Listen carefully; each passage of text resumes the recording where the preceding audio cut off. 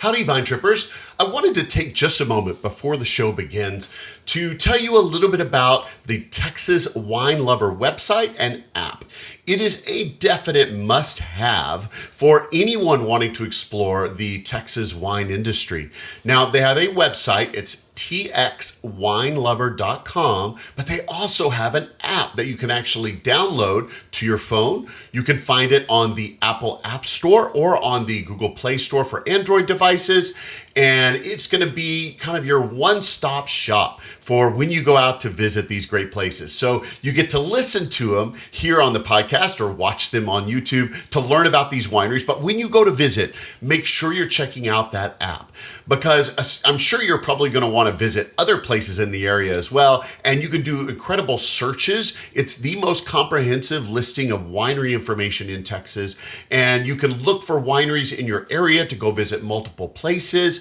You can sort those listings by finding out ones that are kid-friendly, maybe some that are pet-friendly. If you want to look for events or things that are going on, if you want to find those that can host RVs, just about any category you can think of, you can actually sort those listings and find wineries around you to go visit. The app is free to use for you and I. So it's a perfect, again, hand-in-hand tool when you're going out to visit wineries. Listen to them on this podcast, watch them on YouTube, and then start making your plans to go visit and use the Texas Wine Lover app when you go. Now, it can also be a great tool. Maybe you're not even looking for a winery. You just happen to be traveling to some place in Texas, and you just might think, I've got a little extra time. I wonder if there are any wineries in the area. You can actually look them up in the Texas Wine Lover app. You can search either by the name of a winery, or it's got a map view. So you can actually pull up a map of the area around you and see locations of wineries near you and go visit them and support the Texas wine industry. So you got to use the Texas Wine Lover app. It goes perfectly with this podcast. So make sure you check it out before you go on your next trip among the vines. Again, it's www.txwinelover.com, or look up the Texas Wine Lover app on your favorite phone app store and make sure you get that downloaded and use it frequently. You will benefit from it, and ask for Texas wines. Let's see the Texas wine industry prosper and go visit some of these fun places that I'm bringing to you on the show.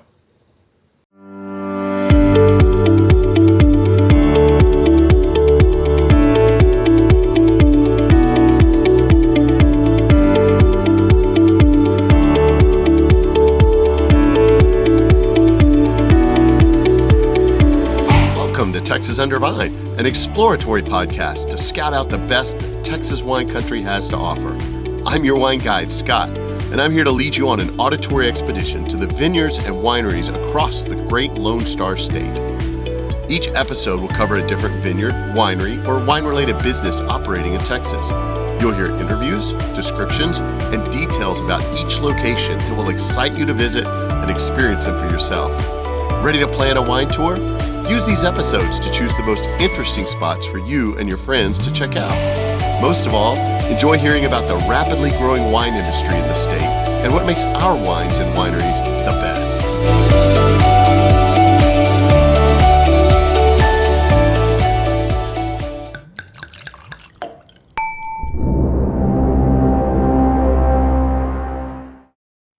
Howdy, Vine Trippers. Welcome to bonus episode 6 for the Texas Under Vine podcast.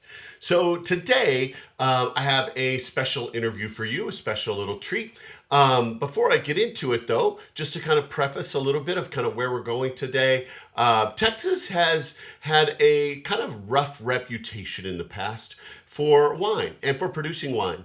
And it's been a reputation that we've had a difficult time trying to overtake. It's really changed over the last 10 to 20 years, but especially the last 10 years.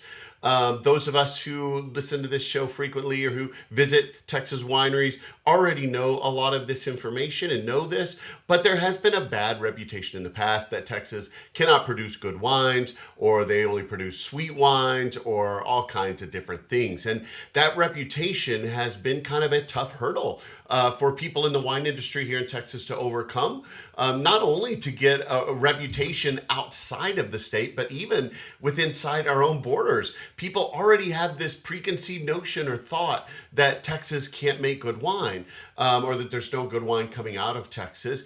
And we know that this isn't true, but overcoming that reputation can be a problem. It can be difficult. Now, anytime that we can get some kind of noise, and I mean that in a positive way, going on outside of the state about Texas wines, whether that's in international wine competitions when our Texas wines are winning major medals at amazing places like in San Francisco and other international competitions.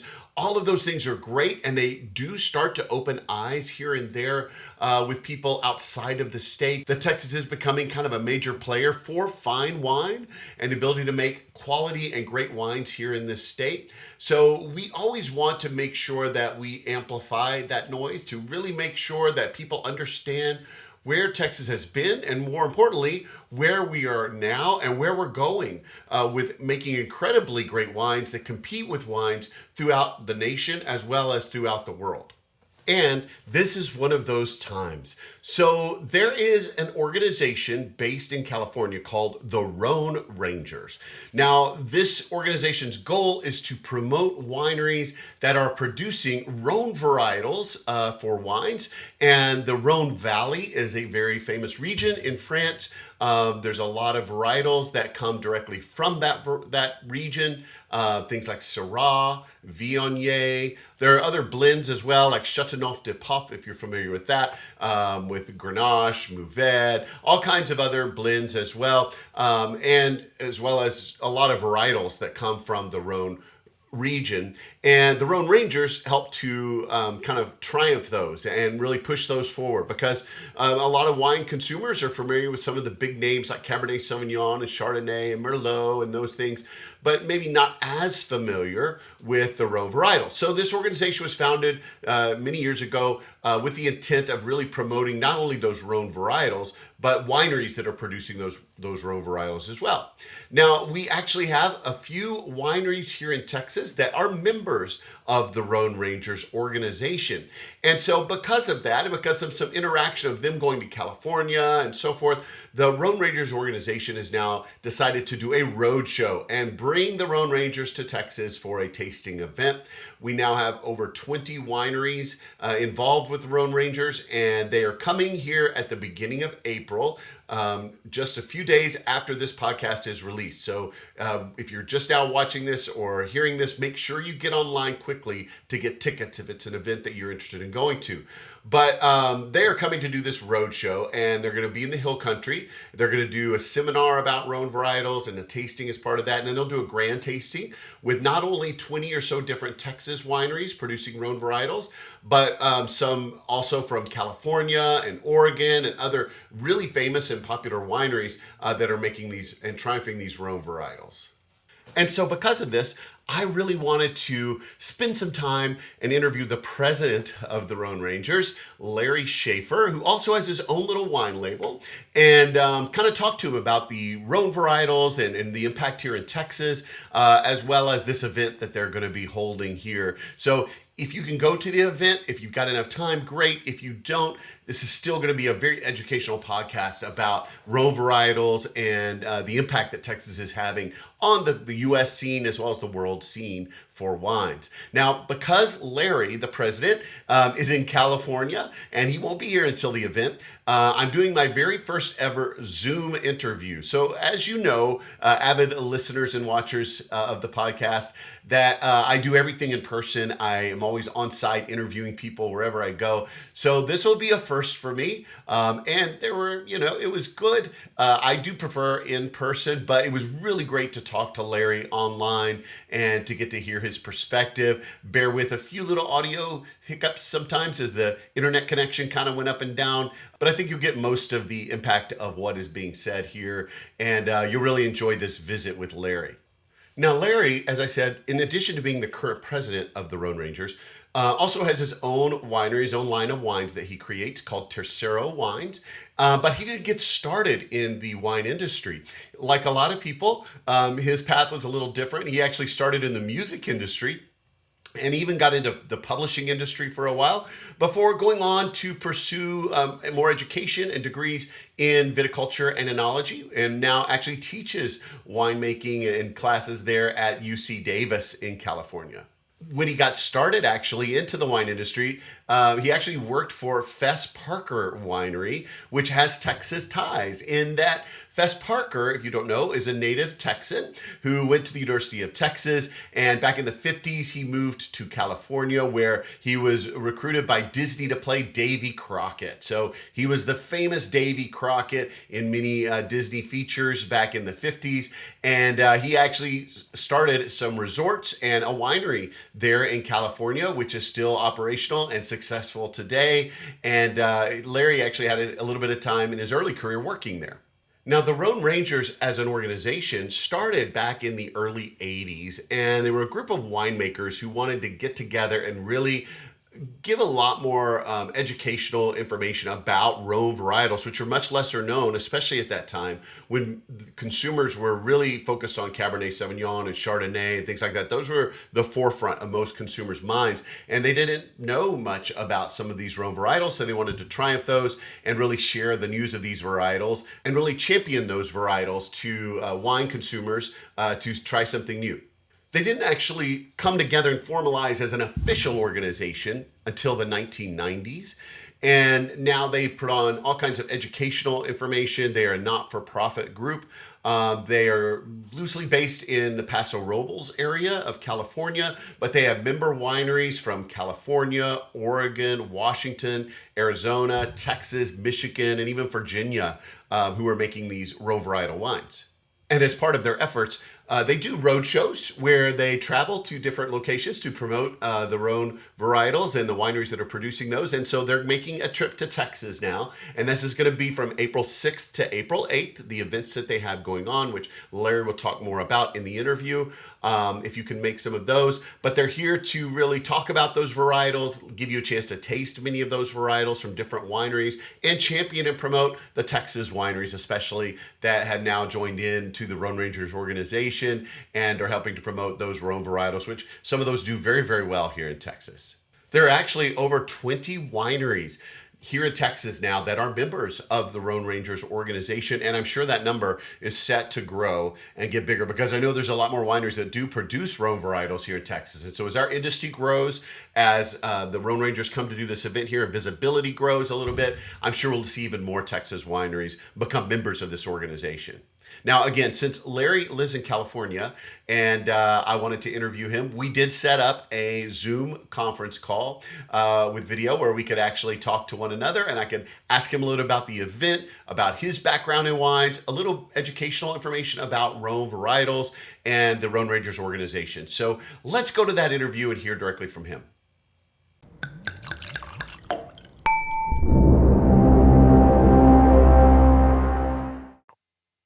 All right. Well, howdy, Vine. Welcome to this bonus episode for the Texas Under Vine podcast. And I've got an exciting one today to share with you about a really cool non-Texas based organization that's coming to Texas and promoting some of the great things that we have here and the wines we have here in Texas, called the Rhone Rangers. And so they've got an event coming up here that you'll learn more about here in a little while. But I'm really excited to have Larry Schaffer here, who's the president of the Rhone Rangers. And he's going to tell us a little bit about Rhone varietals and kind of their mission of what they're doing, as well as the event that's coming here to Texas, so you can be a part of that. And so without further ado, Larry, tell us a little bit about yourself. So what kind of got you into the wine industry? What's your wine journey all about? Scott, my wine journey is not a direct route. It's a very indirect route. I didn't grow up in a family that drank wine. My dad was an elementary school teacher. My mom was raising 5 boys. I joke that there was a lot of hard alcohol hidden around the house, but no wine. So when I decided to go to college, I actually started at UC Davis, which, as you know, has a wonderful winemaking program, but I had no interest in wine whatsoever. I ended up transferring from Davis to Berkeley, graduated from the business school there, and my first love was really music. In high school in LA, I took pictures of a punk band in the LA music scene. So I really wanted to get into the kind of the A&R and marketing side of music.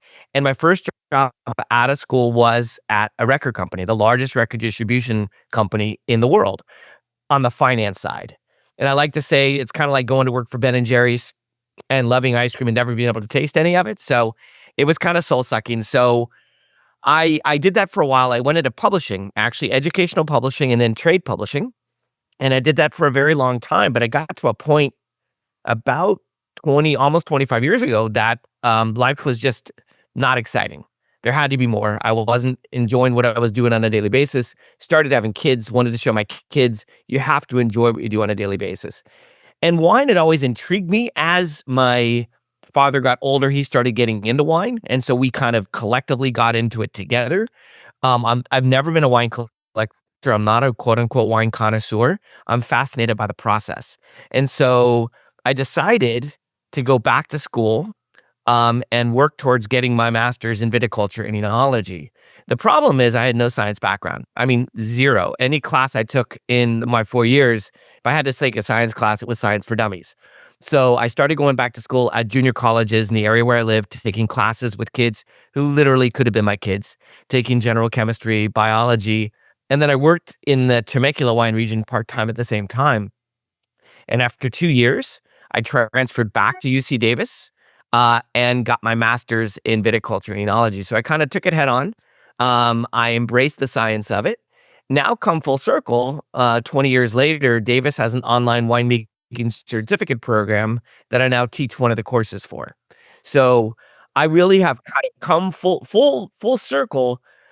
All that said, even though I have this degree, my love of wine doesn't come from the science of wine. I like to explain that science explains how wine gets into a bottle.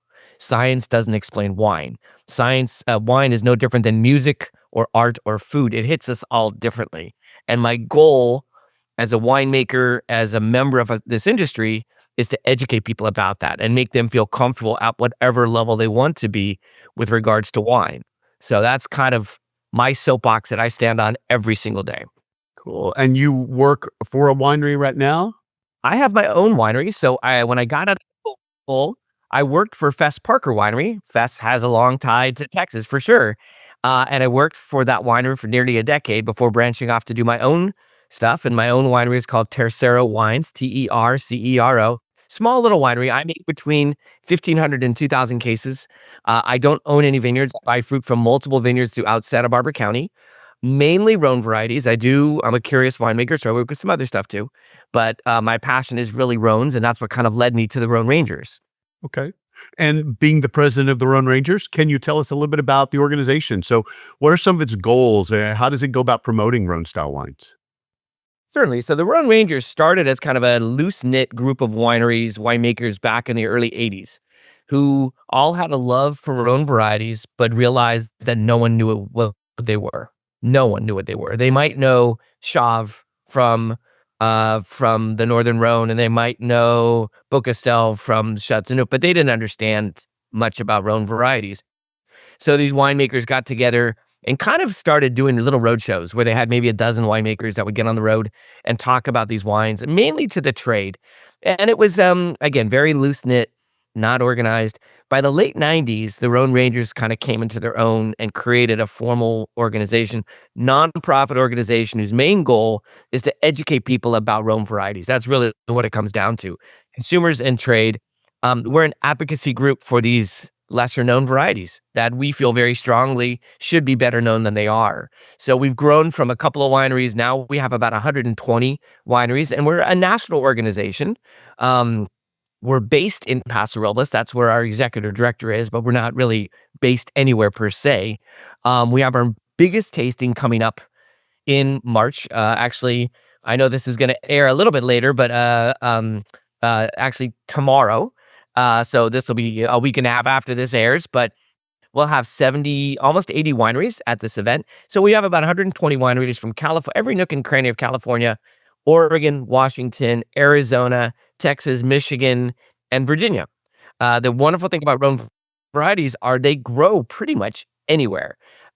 Certain varieties are going to be more temperamental, but varieties like Syrah and varieties like Viognier, do well in almost every climate. And therefore, we're really seeing that growth, and we hope to expand to even more states. And there's areas within California that are known, that grow Rhone varieties aren't known for them, that we're trying to bring into the fold as well.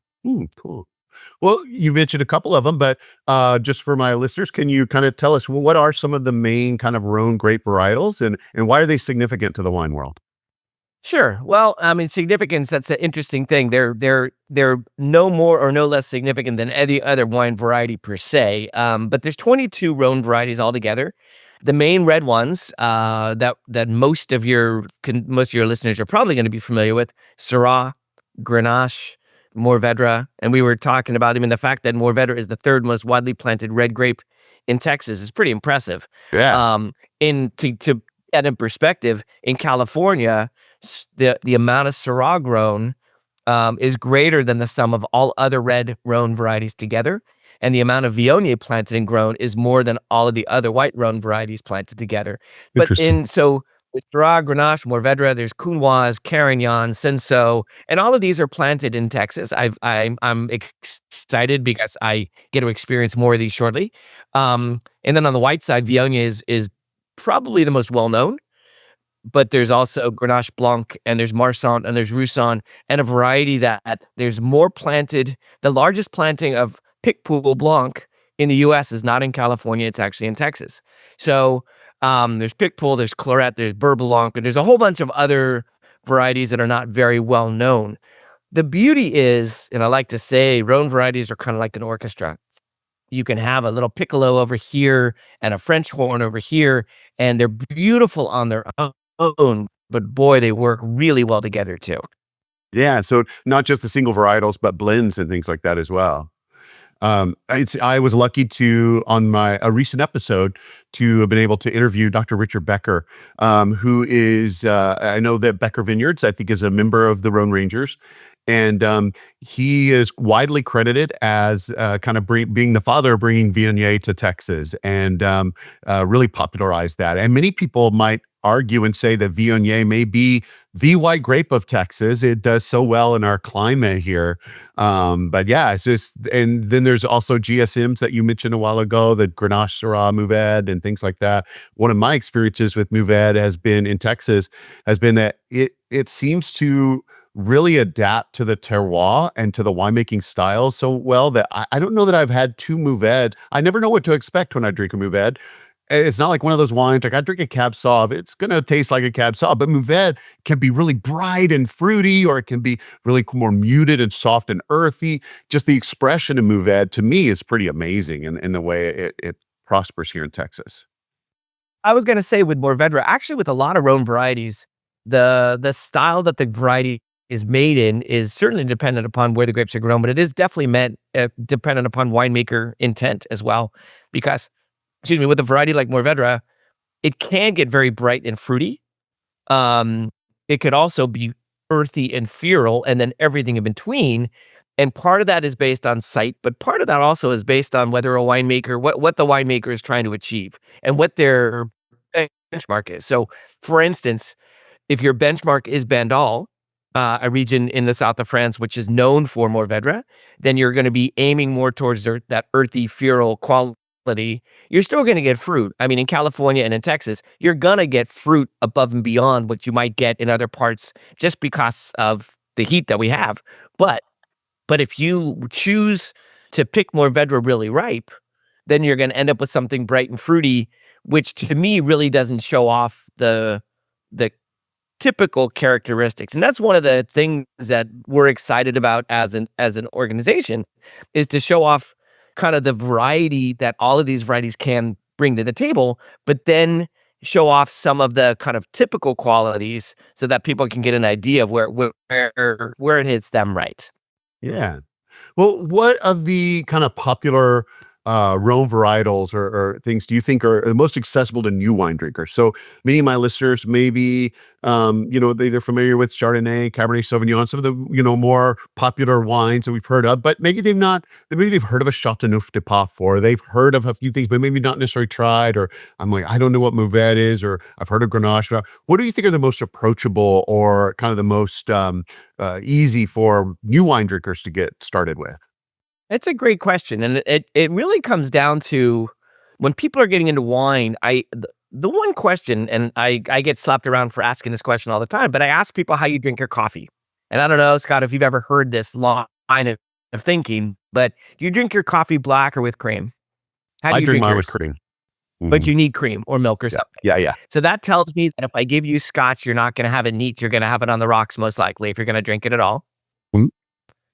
It tells me you're probably going to go milk or bittersweet over really dark chocolate. You might go 70%, but probably not much more than that. Yeah, I like a I'm just darker guessing. chocolate. Yeah. But not a real dark, not But bitter. and then so basically that's what it comes down to, right? So why do people put cream in their milk in their coffee? They do it because they don't like bitter things. Well, if you don't like bitter coffee, guess what? You're not going to like bitter wine. So people that drink their coffee with cream tend to like smoother wines. They tend to err more on the side of fruity rather than earthy. Okay. They don't want something too dry, but again, dry is a relative term, and a bold red wine to somebody who drinks their coffee with cream is going to have a lot of body, but no rough edges. Okay. Whereas I'm the opposite. I drink my coffee black. So I'm going to drink my scotch neat. I'm going to go cheese over chocolate. If it is chocolate, it's going to be dark. I'm going to have Brussels sprouts raw. I'm going to go for the most tannic red wine that I can and the driest white wine that I can. So we don't use, I think we have a problem in our industry of not relating to consumers enough to understand their palates. Because when somebody says they want a bold wine, you and I are going to want, I'm going to want a wine that's going to taste like I'm drinking coffee grounds. That's not going to taste good to you. And it's not that my wine is better than a wine that you like. It's that our taste buds, our objective taste buds are that different. So when people are getting into Rhone varieties, so if you drink your coffee with cream, you're going to look for something that's more on the fruit forward side. You're going to look for something that's smoother. You're going to look for something that doesn't have a lot of tannin. You might look for something that you can chill. Most people who drink their coffee with cream tend to like the red wines a little colder. Just like you put an ice cube in scotch, this does the same thing. It smooths it out.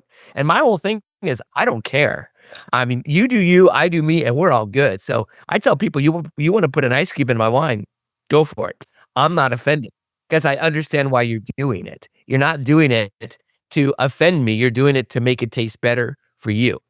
Okay. So to me, that's a really important point when people are getting into wine to make that connection, to understand that a rating is only one person's viewpoint. Your best friend might think some wine is the greatest in the world, but I'll tell you, when people get into wine, they oftentimes drink wine they don't like because they feel they're supposed to like it.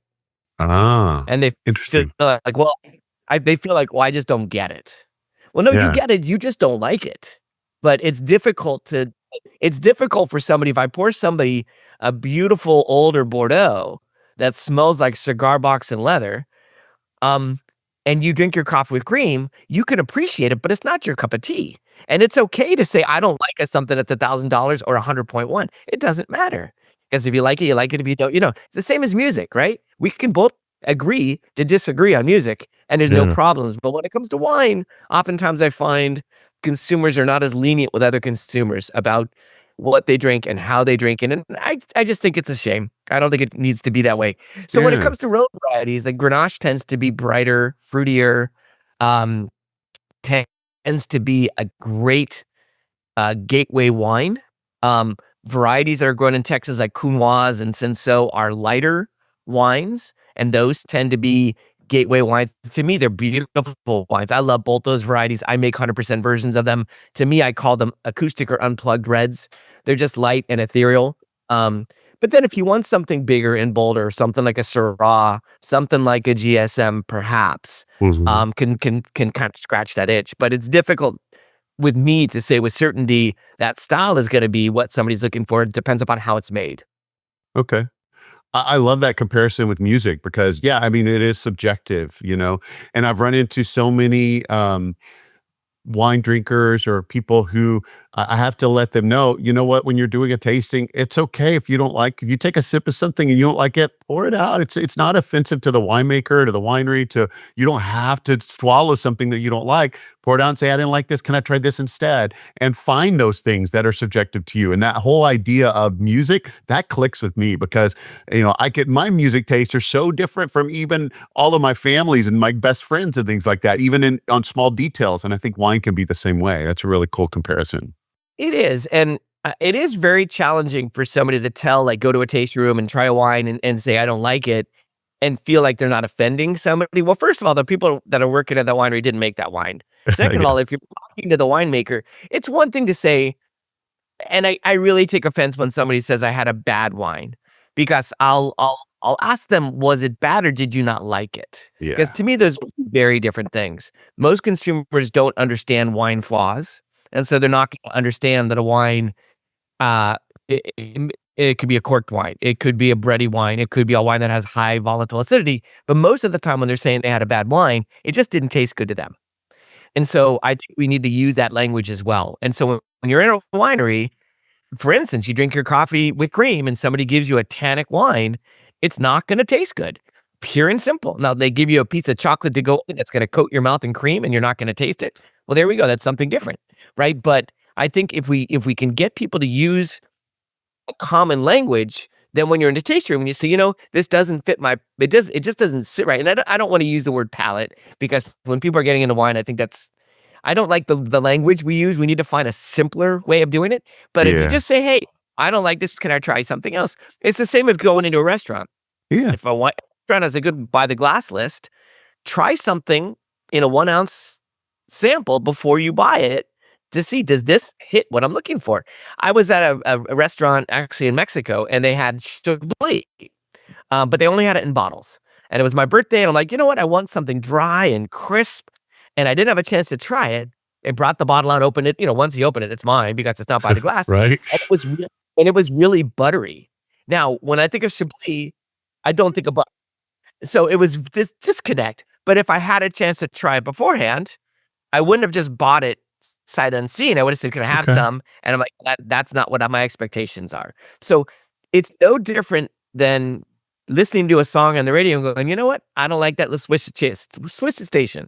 Yeah. If you try it, you don't like it, move on to something else. You're bound to find something you're going to like. And if you're in a tasting room and they're pouring you 7 wines and you don't like all of them, well, look at that as a learning experience. Look at that as, why didn't I like this? What is it about these wines? Have a conversation with the people to educate yourself so that the next time you're trying wines, you could understand why you might have liked. Because what happens is somebody will try a one Montepulciano, for instance, and they go, I don't like that variety because of the way it was made. Well, it's not the variety, it's that one example. It's like people that say they don't like Chardonnay, and I'll pour them in Chablis, and they go, oh, this is beautiful. I'm like, well, that's Chardonnay, but it's made in a different style. So that's where the suggestion about varieties and what you like and don't like becomes a little challenging to say of a specific variety is going to hit every mark for every person, because it's just challenging to do so. Well, let's direct our attention towards you guys coming to Texas here now. Very proud of our state, very proud of our wine industry.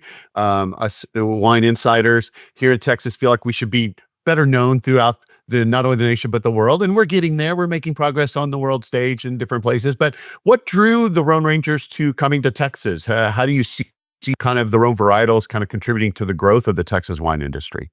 Well, you mentioned Dr. Becker. So Becker Vineyards has been a member of our association now for a couple of years. William Chris has been a member. Doug Lewis from Lewis Cellars has been a member. And they have come out the last couple of years to the main event that we do, and just shown so much enthusiasm. And they said, we'd really love, because the Rhone Rangers has done road shows in the past. It's been a while, but we've done them in the past. And so we started talking to Chris at William Chris about, can we make something happen? And one thing led to another. And we had 4 Texas wineries as of January 1st. And now we have close to 20. I did a lot of outreach. Chris was very helpful in recommending other wineries. And so we want to embrace the Texas wine scene as much as possible. I want to make Texas wine not an oxymoron, right? There's some beautiful wines that are made in Texas, but when I mention Texas wine to winemakers, say in California, their first thought is, well, blessed be them kind of thing, God bless them. But it's they don't understand the quality that's out there. And so the goal is, hey, taste the wines. Try this Picpoul, try this Mourvèdre. Oftentimes we need to think of it in a different perspective because they're not growing in the same climate we're growing it. They're not growing in the same region. But the wines are really well made. So the event that's taking place in Paso, I think there's 4 or 5 Texas wineries that are there. I'm recommending every consumer that comes to my tasting to try all of them. When we go to Texas, it's April 6th and 7th and 8th. April 6th, we're doing a consumer seminar at Halter Ranch's new facility in High, and that's in the morning. And then there's a lunch if you decide to go to that seminar. It's a small seminar. There's only going to be about 40 people. I am moderating it. I'll be going through a tasting of 6 different Texas Rhone wines. I'm really, really excited about that. Bending Branch is going to be one of the vineyards that's there. They were the ones who brought Pickpool into Texas in 2009, so they're going to be pouring their Pickpool. And Chris from William Chris will be pouring as well. And then in the afternoon at William Chris, we're having a grand tasting with about 32 wineries. So the majority of them, 2/3 of them are going to be Texas wineries, but then there are some pretty well-known wineries from California. There's a winery named Troon from Oregon as well, but from California, Tablas Creek is going to be there. Domaine de la Terre Rouge, a guy named Bill Easton, who's a Lifetime Achievement Award winner of the Rhone Rangers, is going to be there. Bob Lindquist, who started Coupe and has his own Lindquist Family Wines, is going to be there. I'll be pouring my wines. Some new upstarts as well. But Ridge will be there, Alta Colina, Jake Moore, some pretty well-known names. So the whole goal is, hey, let's bring as many people as we can, not only to taste Texas wines, but to taste these same varieties made outside of Texas, so we can compare and contrast. So that's on the 6th. On the 7th, there's a couple of winemaker dinners that a couple of the individual wineries are working to put on. And then on the 8th, we're doing a trade seminar and trade tasting at Wanderlust in Austin, their East Austin location, or Shady Lane location. And then we just finalized details to extend it to do a consumer tasting that evening.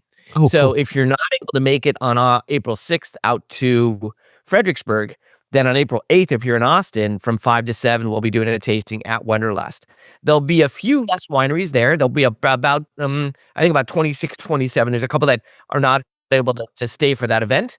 But all of this information is on the Rhone Rangers website. So that's RHONE Rangers.org. So all the ticket information is there. And our tastings are very reasonably priced as well. Our goal is really to break even. It's not to quote unquote make a killing. We want to continue doing what we're doing. The way we do that, make it reasonable. The table fees we charge the wineries are very, very reasonable compared to a lot of other events, to try to get as many wineries there and as many consumers there as possible. Okay. And that, a lot of those wineries that I've seen from the list that are going to be there, especially on that April 6th date from Texas, my listeners have actually heard about on this podcast. I've done interviews there. And so listeners, if there's any of those wineries that you haven't yet to get out to, you want to try, this is a great event to have them all in the same room and get to taste some of, I think, some of those great wineries that from California and Oregon and these other places that you haven't had a chance as well, being here in Texas. So what an amazing event. That sounds like a really, really fun experience. And then where they can go to the website that you mentioned a moment ago, and they'll have the links to get tickets for all those there. Correct. The RhoneRangers.org website will have links to get tickets. William Chris is handling the tickets for the April 6th event, so it'll link you back to William Chris's website. Halter Ranch is handling the tickets for the consumer seminar. So that seminar, again, is going to be in the morning. It's going to feature 6 winemakers. And so you're going to have winemakers. And the other thing about the Rhone Rangers events is the winemakers tend to be the ones out front pouring. So for your listeners who might have become familiar with some of these wineries, maybe you had that winemaker on the podcast. Well, that same person is going to be at this tasting. So I like to say one of the things I love to say about Rhone Varietals and Rhone wines, I like to say we are wines without pretense. Rhone varieties are the everyman wine. If you go to a Pinot Noir event, sometimes you feel like you have to kind of get dressed up. If you go to a Cabernet event, you kind of feel like Rhone varieties. It's like, listen, wear whatever you want to wear. We don't care. Come in with that attitude. Because when you're trying these wines, these aren't wines necessarily to put up on a shelf and say, I'm going to age this for 60 years. Drink the bottle. It's going to go well with food. You're going to enjoy it. It's going to put a smile on your face. Not pretentious at all. We try not to be. Cool. Well, I'm really looking forward to it. I'm going to get on as soon as we finish this interview to go get my tickets because I can't wait to be there, especially for that Sunday event for both of those things. That'll be a lot of fun. Larry, thank you so much for your time. Thank you for sharing Rhone Varietals with the world, for everything that you guys do there to advocate for Rhone Varietals with the Rhone Rangers. And thank you for validating and helping to validate our Texas wine industry by bringing that roadshow here to Texas. I hope many of my listeners will get out and get tickets and come see it for themselves. Well, I was going to say, understand this is also not a one-off. I mean, our goal is really to continue to come back to Texas. This is kind of proof of concept in a way. Texas is not the easiest state for wineries outside of Texas to do things with. And that's not a bad thing. It just is. And so we've had to jump through a lot of hoops to understand the process this first time. Now that we have, the other thing is we're inviting other wineries that are not members to come to the tasting to experience it so that hopefully they get involved in coming years as well. And we'll grow this. And the goal is to have Texas-based wines poured at these events, right? There are wineries in Texas. I know that's a huge, huge movement in Texas, and I applaud it entirely. That if you're pouring wines in a tasting room, it's great to have Texas wines, Texas grapes, and we're hoping to embrace that as well as much as possible. I would just say, please come to the event. If you don't come to the event, go onto the website. It's an educational website as well. We go through all 22 varieties. We talk about the varieties themselves. There's a YouTube channel that the Rhone Rangers has. We put on Zoom seminars throughout the year as well, and they'll be targeted with either a varietal or wines for a season or a region. So we'll most likely be doing a Texas-based one sometime later on in the year. And it's an hour conversation of winemakers talking about the wine that they produced, why they did it. It gets somewhat technical, but not too technical. I won't let it. I tend to moderate them. I don't let it get too technical. If I can't understand it from a layman's perspective, I don't want to talk about it because we just start losing people. But the Rhone Rangers really aims, again, to educate. So, yeah, get involved. You can join the Rhone Rangers. You become a Sidekick member and just put your email address and you'll get updated about all of the events that we put on. And you can come to, we do events in Paso Robles. We're doing a big event in Sonoma at the end of June. We do events in Santa Barbara County. And we're hoping to do more road shows as well as we continue to talk about these varieties and find wineries in different regions that are excited about kind of coming on board. We want to support that as much as possible. So we plan on doing more of that. But we are, as an organization, we are just so excited about coming to Texas. We are very much looking forward to it. We've already had a couple of other wineries say that they'd like to host in 2026. So the hope is that this, again, becomes an annual thing and we start seeing more California wineries wanting to go, and we see more Texas wineries wanting to join, and then Texas wineries wanting to come to California and expose their wine to this market as well. It's a win-win.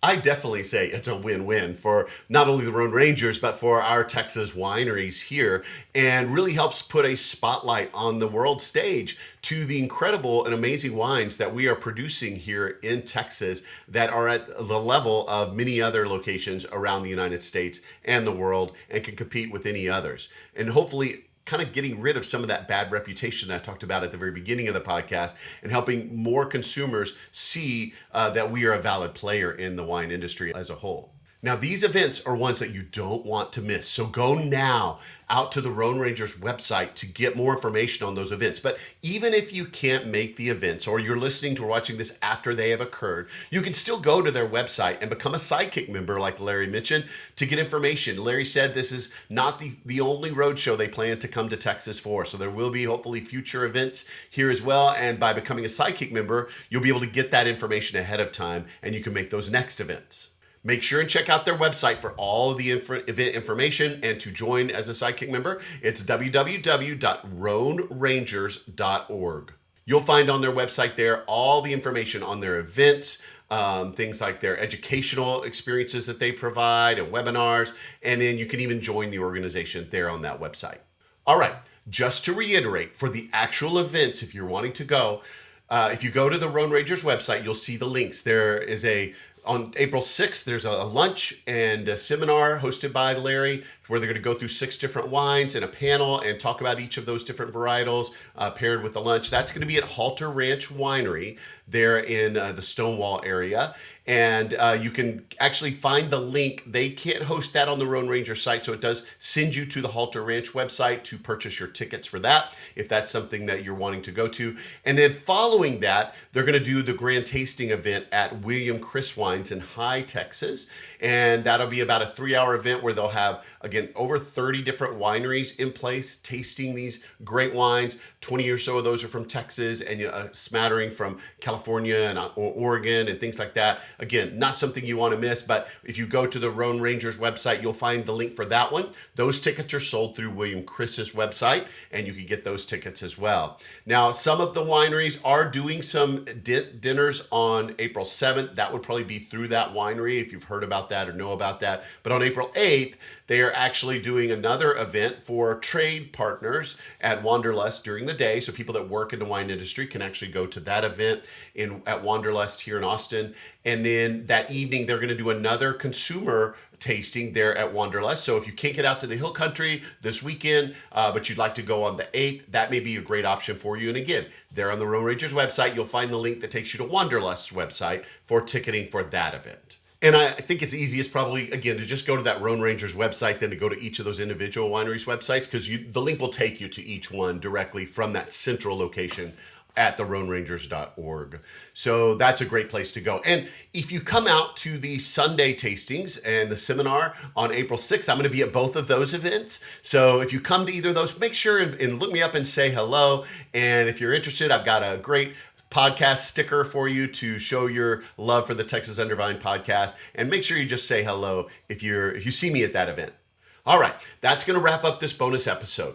However, before I go, make sure and tell all of your wine-loving friends about this podcast so that they can find great locations to visit as well. Hey, they may want to go and check out this Rhone Rangers event, and that gets them more info about great locations to visit here in Texas, as well as if you would like to consider sponsoring or donating to help me with my costs for the podcast. It's not free. I foot everything out of my pocket and don't make any money. I lose money actually on this podcast, but it's out of love because I love doing it so much. So I will continue to do it even if I'm having to foot all of the bills. But I do have a great set of Patreon subscribers that really help me offset some of those costs. Thank you to those current Patreon subscribers. If you're interested, if you go to my website, www.texasundervine.com, go to the top, there's a link called Become a Patron, and it will take you to that Patreon site to check out what's offered there. For just a few dollars a month, you can support the podcast, and it entitles you to some extras that you don't get if you're not a Patreon member. So you can find things like sneak peeks to where I'm going next. You'll find video walkthroughs of the wineries. You'll find photo galleries that I take when I'm at each of the different wine destinations. So you can get some kind of extra bonus content there that no one else gets as a Patreon subscriber. And again, my heart goes out to you guys that currently subscribe. Thank you so much for helping me offset a lot of these costs that I incur by bringing this great information to you. And if you don't want to become a monthly subscriber, you can always just make a one-time donation as well. Any of that would be helpful. And if you're in the wine industry and you would like to consider advertising on the podcast, feel free to talk to me as well. We can talk a little bit about that. And I've got some room as well to be able to put some ads in if needed. But I'm not the kind of podcast that's going to put ads for skincare or roofing or things like that. If I do add any advertisements to my podcast, it would definitely be something wine-focused and wine-centric that would really benefit you guys, my audience. Also, if you're watching this on YouTube, make sure and like, follow, and subscribe here, and leave a comment down below. If you have had some Rhone Varietals and you have a favorite, let me know. What is your favorite Rhone Varietal in a comment down below? Or if you're not sure, but you're thinking about going to these events, tell me what you're most looking forward to about checking out these events with Larry and the Rhone Rangers there this coming weekend. Just put that in the comments again down below. And with that, my time is up. So don't forget, subscribe to the podcast and follow my socials to be notified anytime a new episode is released. And until next time, happy trails and bottoms up, y'all.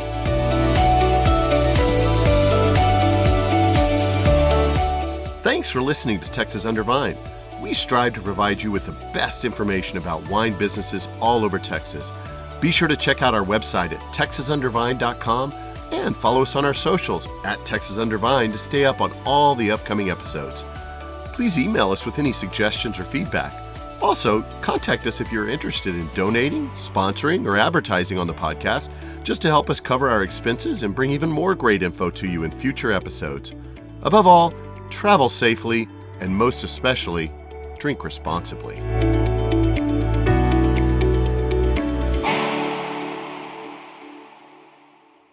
Howdy, Vine Trippers. Before we go, I wanted to direct you to my website, www.texasundervine, because there you're going to find a whole host of things. Besides access to the audio versions and the video versions of the podcast, you can also get those on any podcast provider, and then the video on YouTube.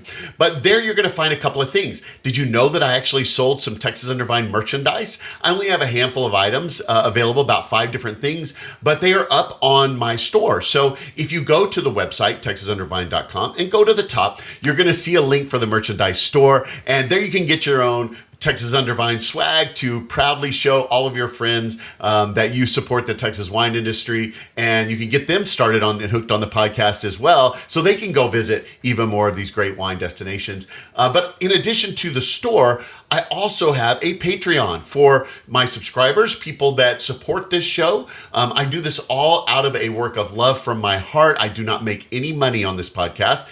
I'm actually in the red because I support it all out of my own pocket as a teacher.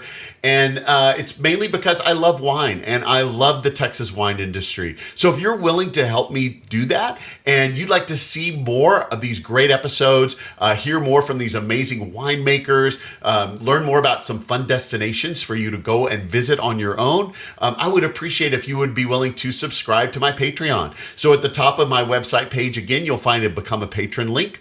And there you can get all the information about becoming a subscriber to the podcast here as a Patreon subscriber. It only costs a few dollars a month if you're willing to commit that. And there are various levels that you can commit to that each give you behind the scenes benefits that you don't get. And I do have some new things in the pipeline coming down soon. So you want to get on that sooner than later.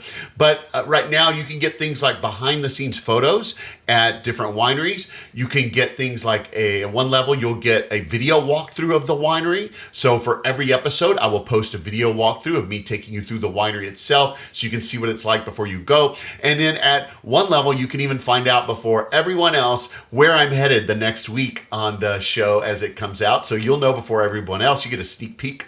So there's just different levels of benefits, and they all cost a different amount. And as you subscribe, you become the heart of this podcast. You really are what helps me succeed. You are my community and my people. And thank you so much for those that do subscribe. So if you're interested in joining Patreon, check the Become a Patron link at the top of the website. So again, the website is www.texasundervine.com. You can also go to all of my socials. I'm at Texas Under Vine on almost all the social accounts. And check it out and consider sponsoring the podcast and maybe even buying some of that really cool swag on the merchandise store. Happy trails and bottoms up, Vine Trippers.